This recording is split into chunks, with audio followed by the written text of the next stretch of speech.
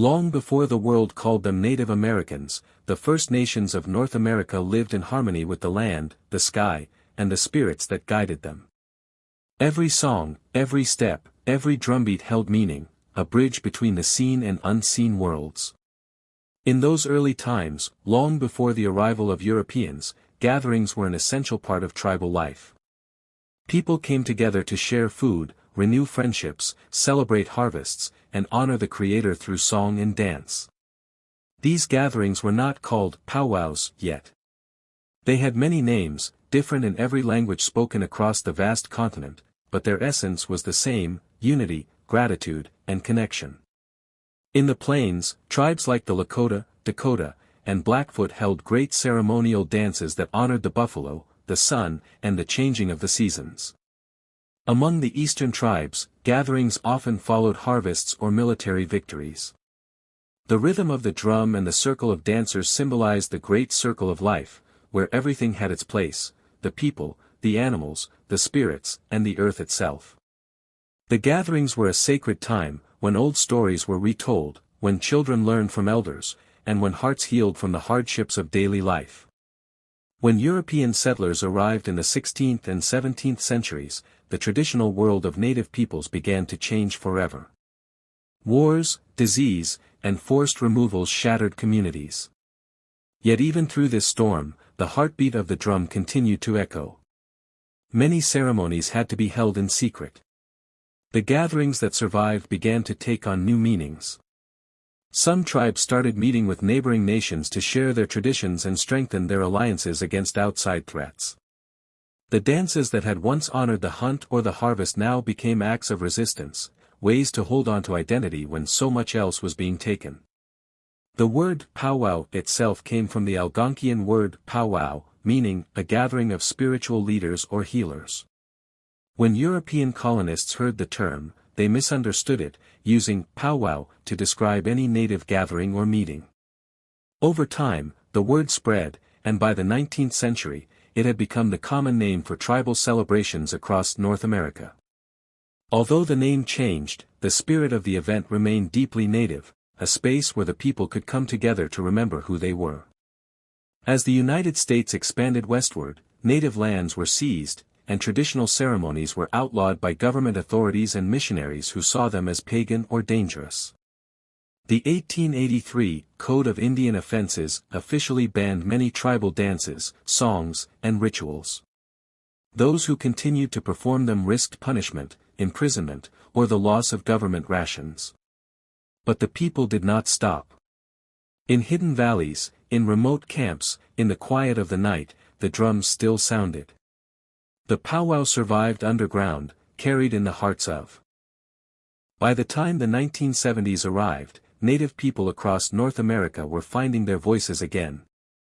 After decades of silence, something powerful was stirring in the hearts of the new generation. The civil rights movement had inspired native activists to reclaim their identity, language, and sacred traditions. Across reservations and urban centers alike, powwows became more than gatherings, they became movements of resistance and rebirth. The rhythm of the drum echoed through gymnasiums, fairgrounds, and community centers, carrying an ancient heartbeat that had once been nearly silenced. It was during these years that powwows truly became intertribal celebrations, open to many nations and communities. The gatherings were no longer confined to a single tribe's songs or dances, they became spaces where people from different nations could share their styles, exchange teachings, and heal together. The drum groups multiplied, each with its own unique sound and songs, some old and some newly created. Dancers began traveling from one powwow to another, forming what would later be called the Powwow Trail. For many families, summers became a season of movement, setting up camp at one powwow after another, reconnecting with friends and relatives from across the continent. The American Indian movement, founded in 1968, brought new energy to the communities. Activists like Dennis Banks and Russell Means spoke about the importance of reclaiming native heritage not just through politics, but through culture. They encouraged powwows, songs, and ceremonies as acts of spiritual sovereignty. Where the government had once seen drumming as defiance, it was now a declaration of pride. At the same time, laws began to change. The 1978 American Indian Religious Freedom Act formally protected Native ceremonies, dances, and spiritual practices. For the first time in more than a century, the powwow could be held openly and proudly without fear of punishment. As freedom returned, creativity flourished. The powwow arena became a sacred space of beauty, color, and expression.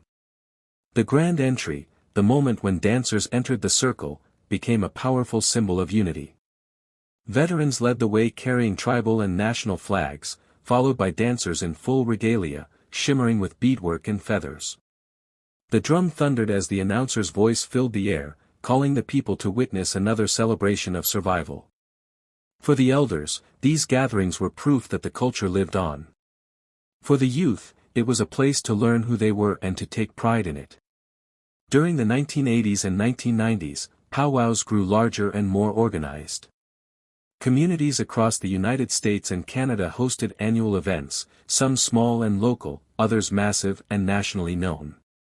The Gathering of Nations in Albuquerque, New Mexico, emerged as the largest powwow in North America, attracting thousands of dancers, singers, and spectators from around the world. It became more than just a festival. As the new century unfolded, the powwow entered an era of extraordinary transformation. What had once been an act of resistance was now a vibrant declaration of life. Across North America, from the Arctic Circle to the deserts of Arizona, powwows were being held in high school gyms, university campuses, community fields, and grand arenas. They had become sacred spaces of both tradition and renewal, places where the old and new worlds met, where ancestral voices whispered through the songs, and where native people reconnected with the earth and one another. For many, the modern powwow was more than a weekend event, it was a homecoming. In an age when technology and urbanization had scattered families and cultures, the powwow remained the thread that tied everything together. Grandparents who had once danced in secret now watched their grandchildren dance proudly in public, wrapped in regalia that shimmered with meaning. Each bead was a prayer. Each feather was an honor. Each drumbeat was a heartbeat shared across generations. The drum itself continued to hold the central role. In the powwow circle, it was not just an instrument, it was alive. The drum represented Mother Earth, the giver of life. It was treated with reverence, covered and blessed before every session, fed with tobacco and songs. When the singers gathered around it and struck the first beat, a ripple moved through the crowd. That rhythm carried the people back to their origins, to a time when every sound was sacred.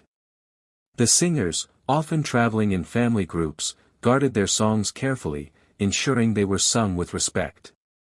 Some songs were ancient, others newly composed, but all shared the same purpose, to connect the people to spirit. Around the arena, vendors set up booths selling beadwork, moccasins, dream catchers, jewelry, and fry bread.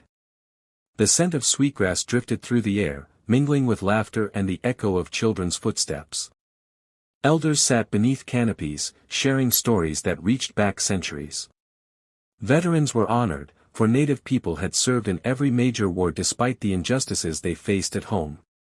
When their songs were sung, the crowd stood in silence, the flags raised high, the drum rolling like thunder over the land. In the modern powwow, there was space for everyone, young and old, traditional and contemporary.